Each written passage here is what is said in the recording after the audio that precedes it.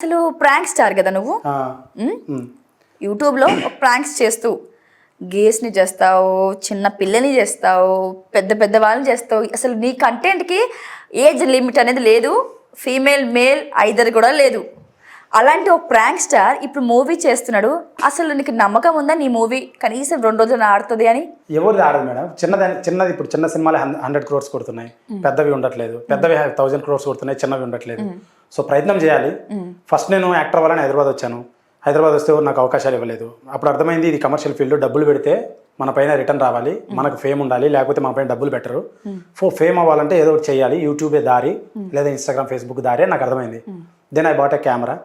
అప్పుడు బాగా బిత్తిరి సత్తి సార్ ఉన్నారు కదా, ఆయన మిస్టర్ బీన్, చార్లీ చాప్లిన్, ఇట్లా వరల్డ్ కామెడీ వీడియోస్ ఉండేవి.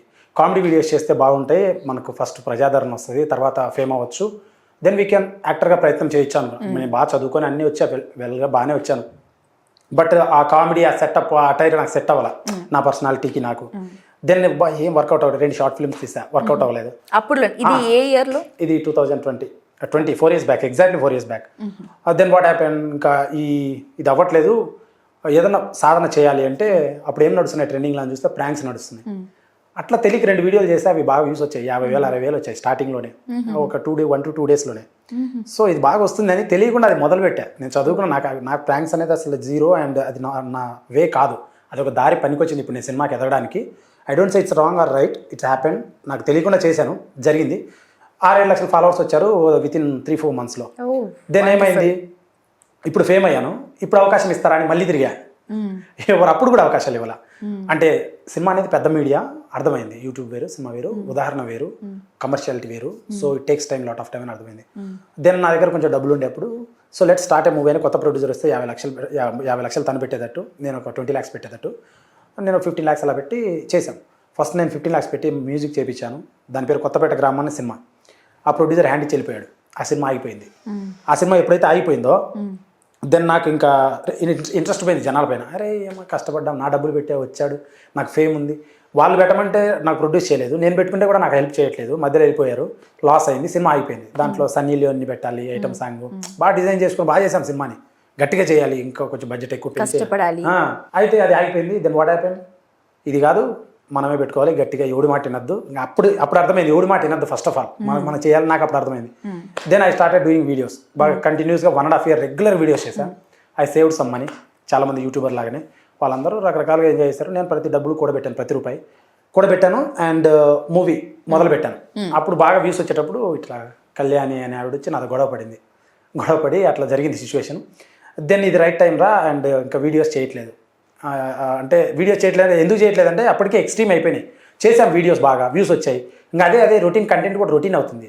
దెన్ ఐ ఫైండ్ ఇది ఇద్దు, కొంచెం బెస్ట్గా చేద్దాం అని నాకు అనిపించి then I started movie start చేద్దామని గోవాకి వెళ్ళి కథ రాసి వచ్చి లారీ చాప్టర్ 1 ఆడిషన్స్ చేసి తెలుగు అమ్మాయి దొరకపోతే హిందీ అమ్మాయిని పెట్టుకొని సినిమా స్టార్ట్ చేశాం, లారీ చాప్టర్ 1. ఇక్కడ నాకు ఒక క్వశ్చన్ గుర్తుకొచ్చింది, తెలుగు అమ్మాయిని ఎందుకు దొరకలేదు? చాలా మంది ఉన్నారు, అంటే హిందీ అమ్మాయిలు పెట్టి ఎక్స్పోజ్ చేస్తే చాలా మంది చూస్తారని కదా. నిజం చెప్పలే, పర్లేదు. అదే నిజం చెప్తాను. ఏమైందంటే హీరోయిన్ నేను గోవాకి వెళ్ళి కథ రాసుకొని వచ్చి ఆడిషన్ పెట్టినప్పుడు, గోవాకి ఎందుకు వెళ్ళావు? అక్కడే కథలు దొరుకుతాయా? అక్కడ కొంచెం ప్రశాంతత ఉంటుంది, ఫీల్ లైక్ తాగొచ్చు మంచిగా రూమ్ లో కూర్చొని ట్రావెల్ చేస్తే ఐడియాస్ వస్తాయి. అది హైదరాబాద్ ట్రావెల్ చేయొచ్చు కదా, ఎన్ని హైవేస్ ఉన్నాయి. సో అదే ఇంకా మీరు ఇది చేయండి అంటే ఏం చెప్తాం, నాకు నచ్చింది వెళ్ళాను. So it's happened. వెళ్ళేదా కథ రాసుకుంటూ వచ్చిన తర్వాత ఆడిషన్ చేసిన తర్వాత హీరోయిన్ కావాలి, అందరు దొరికారు, హీరోయిన్ దొరకలేదు. హీరోయిన్ దొరకపోతే ఇమీడియట్ గా తెలుగు ట్రై చేసావా? అదే చెప్తున్నా. దెన్ పక్కింటి అమ్మాయి కావాలి, బాగా కుందర బొమ్మలా ఉండే అమ్మాయి కావాలి, తెలుగు అమ్మాయిలా కావాలి. ఎందుకంటే లారీ డ్రైవర్ వైఫ్ ఎలా ఉండాలి, లారీ కథ మీద ఆ భుజం మీద తన కథను మొయ్యాలి, అంత బాగుండాలి. సో నాకు అర్థమైంది అటువంటి అమ్మాయి కావాలని. ఇన్స్టాగ్రామ్లో 100 ప్రొఫైల్స్ ఉన్నాయి, యాక్టర్ అని పెట్టుకుంటారు, ఇన్ఫ్లుయెన్సర్ అని పెట్టుకుంటారు, రెడీ ఫర్ కొలాబరేషన్ అని పెట్టుకుంటారు. అందరికి మెసేజ్ ఒక రిప్లై. అట్లా ఇంకా కొందరు తెలుగు ఆర్టిస్టులు హీరోయిన్ల వాళ్ళని ప్రయత్నం చేసే వాళ్ళు, వాళ్ళందరినీ కాఫీ షాపులు రోజు పిలిపించారు. ఒక 5-6-7 మంది తెలుగు వాళ్ళు, ఒక 20-30 మంది హిందీ వాళ్ళని పిలిపించాం. ప్రతి ఒక్కరు రావడం, నువ్వు కొత్తడివి, నీతో చేస్తే సినిమా మాకు ఫ్యూచర్ ఉండదు, మళ్ళీ ఎందుకు వచ్చారు మరి హీరోయిన్ గారు, మీరు ఎవరు చెప్పారు మీకంటే నువ్వు కొత్తడివి అని మమ్మల్ని తక్కువ అంచనా వేసి మాట్లాడతారు తప్ప వాళ్ళు అసలు యాక్టింగ్ చేయాలా, ప్రొఫెషనల్ యాక్టర్స్ అనేది వాళ్ళకి కనపరాదు అనమాట. అడపదడప ఏదో హీరోయిన్ ఏదో అంటారు, అట్లా కొంతమంది తగిలారు. తెలుగు వాళ్ళ గురించి అడిగారు కాబట్టి చెప్తాను, జరిగిన సిచ్యువేషన్. తెలుగు వాళ్ళు వీళ్ళందరూ మళ్ళీ మా ఇంట్లో ఒప్పుకోరు. దీంట్లో సినిమా అనేది కమర్షియల్ ఫీల్డ్, నువ్వు యాక్టర్ అని ఒప్పుకున్నావు అంటే మీ బావ భర్త తండ్రి అందరికి చెప్పి వస్తావు ఇంట్లో నుంచి అంతేనే కదా. yes. మరి ఇంటికి వచ్చినాక నేను కిస్ ఉంది రొమాన్స్ ఉందంటే నాకు ఇది వద్దంటే నీకోసం నీ కథ మార్చలేను. అవును. కుటుంబ కథా చిత్రం ఫస్ట్ లవ్లో పడతారు, తర్వాత పెళ్లి చేసుకుంటారు. ఉన్నాయా కిస్సులు హగ్గులు? ఉన్నాయి, ఎన్ని ఉంటాయి? ఒక 6-7 ఉంటాయి. అంటే నీ కంఫర్ట్ కోసం పెట్టావా, సినిమా కథ కోసం పెట్టావా? ఆనెస్ట్గా జనాల కోసం పెట్టా, నా కోసం కాదు. అది కిస్సులో ఏముంది, నథింగ్ దే. సో ఏమైంది, ఈ కమర్షియల్ కోసం పెట్టాము. ఫస్ట్ ఏంటంటే కథ హీరో ఇంటిని వదిలి వెళ్ళిపోతాడు. వదిలి వెళ్ళిపోయినప్పుడు తన భుజాల మీద హీరోయిన్ కథ మొయ్యాలి. అటువంటి స్ట్రాంగ్ లేడీ అవ్వాలి. అంత లేయాలంటే వాళ్ళిద్దరి మధ్య బాంధవ్యం పండాలంటే ఆ స్టోరీ అలా ఉండాలి. ప్రాపర్ లవ్ స్టోరీ నడవాలి ఫస్ట్ ఆఫ్ ఆల్. సో అది నడవాలి, పెళ్ళి అవ్వాలి, ఇదంతా ప్రాపర్ స్టోరీ.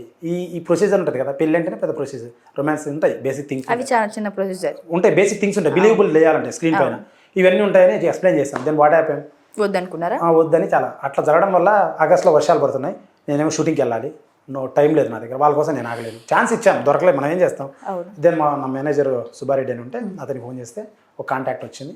ఒక 50-60 పంపించాడు. వాళ్ళలో she so comfortable the one Chandrashekar అని. అన్ని అంటే అదే అన్నిటికీ అన్నిటికీ నువ్వు ఆ డర్టీ మైండ్ తోటి నా మాటలకు డర్టీ మైండ్ తీసుకుంటున్నావా? అన్నిటికంటే లైక్ ప్రొడక్షన్ లో ఏదైనా కష్టమైనా ఏదైనా ఫేస్ చేయడానికి. తనకు మేము షూటింగ్ చేసేటప్పుడు జూమ్ షాట్ ఉందన్నమాట. పెళ్ళైన తర్వాత కూరగాయలు తీసుకొచ్చే షాట్ ఉంటుంది. తనకి యాక్సిడెంట్ అయింది, అమ్మాయికి. యాక్సిడెంట్ మేజర్గానే అయింది. ఫొటోస్ ఉంటాయి, ఇస్తాను మీకు చూద్దరు. ఏంటంటే 200 జూమ్ లెన్స్ వేశారు. క్యాస్ట్ అండ్ క్రూ చాలా దూరంలో ఉన్నారు. అమ్మాయి నేను ఉన్నాం, కూరగాయలు తీసుకురావాలి, ఇట్లుంటుంది రోడ్డు. ఆ షాట్ కోసమే అలా తీసాం. కింద పడింది. కింద పడితే చీర శారీ డ్రాపర్ అని, శారీ అమ్మాయి హిందీ అమ్మాయి కదా, శారీ కట్టుకోవడం రాదు. సో తన కొంగు బైక్లో చుట్టుకొని కింద పడింది. ఆ కొంగు ఇడంతా కోసుకుపోయింది. ఈ స్క్రాచెస్ ఇక్కడ రాయి కొట్టేసుకుంది, అంత బ్లడ్ అంతా కారుతుంది. అప్పుడు కూడా అమ్మాయి, నేను ఇట్లా అమ్మాయిని ఎత్తుకున్నా అంటే నా దగ్గర ఉండే డబ్బులు, నేను కారు కూడా కొనుక్కోలే, సినిమాకే పెట్టా డబ్బులు. కారణం ఉంటే ఇమీడియట్ హాస్పిటల్ వెళ్ళొచ్చు. పక్క నుండి ఆటోని పిలిచి అమ్మాయిని ఆటోలోకి ఎత్తేటప్పుడు అమ్మాయి అంటుంది, నన్ను తీసేస్తావా, నీ క్లాస్ వస్తుందా, తీసేయి, no problem. She such committed, తీసేయి, నో ప్రాబ్లం, నీ కంఫర్టబుల్, నేను మార్చుకొని కూడా వస్తాను మళ్ళీ యాక్టింగ్కి, అదే దెబ్బలు మానిన తర్వాత ఐ విల్ వెయిట్, నీ ఇష్టం శ్రీకాంత్ అని. కోమ అంటే కాన్షియస్, అన్కాన్షియస్ మోల్ పోయింది, బ్లడ్ అంతా పోయింది. ఎప్పుడు పోలే అమ్మాయి, కింద పడలేదంటే ఇంతవరకు. అట్లా అంత సెన్సిటివ్ గర్ల్ అయిపోయింది. దెన్ నేను అట్లా కాదు, నేనేం ఆలోచిస్తానంటే ఈఎంకి ఏమన్నా అయితే వాళ్ళ పేరెంట్స్ వస్తారు, మరి పెద్ద పంచాయతీ. ఇంకోటి ఆల్రెడీ 3 రోజులు షూట్ చేసాం, ఒక 20 lakhs ఖర్చు అయిపోయింది. నా బడ్జెట్, నా సినిమా, నా ప్లాన్లో నేను యూట్యూబర్, నా సొంత డబ్బులు పెట్టాను. ఇంత చిన్న మిస్టేక్ అయినా సినిమా అయిపోయింది. సినిమా అయిపోతే కృష్ణానగర్లో నేను రోజు వింటుంటా కొత్త డైరెక్టర్లు, చిన్న ప్రాబ్లం చాలు సినిమా అయిపోద్ది. సినిమా అయిపోతే మళ్ళీ మొదలు పెట్టాలంటే కష్టం. ఎందుకంటే ఒక 200 మందికి ఫోన్లు చేసి మేనేజ్ అందరిని తీసుకురావాలి సెట్కి. పొద్దునికల్లా మేకప్ అని, లైట్ అని అందరినీ తీసుకురావాలి, అంత ఈజీ కాదు. సో ప్రొసీజర్, మేనేజర్ కూడా లేడు, అన్నీ నేనే చేసుకున్నా. నా భయం ఏంటంటే బడ్జెట్ వేస్ట్ అయింది, ఈ అమ్మాయికి దెబ్బ తగిలింది నా వల్ల. 2 ఏమవుతుంది, సిచ్యువేషన్ డిఫరెంట్. పోయినా ఆమె రక్తం చూసి భయపడింది. చిన్న దెబ్బలే, మైనరే, బట్ అవి తనకు పెద్దవే. అయితే అట్లా అయిపోయింది. తను అంత కమిటెడ్, తన గురించి ఎందుకు చెప్పానంటే ఈ స్టోరీ, తను అంత కమిటెడ్, అంత గ్రౌండెడ్ అండ్ అంత ఇంట్రెస్ట్. దేవుడు మేబీ డెస్టినీ తనకే రాశారు లారీ చాప్టర్ 1 అనేది, ఐ డోంట్ నో, అందుకోసం అనుకున్నా.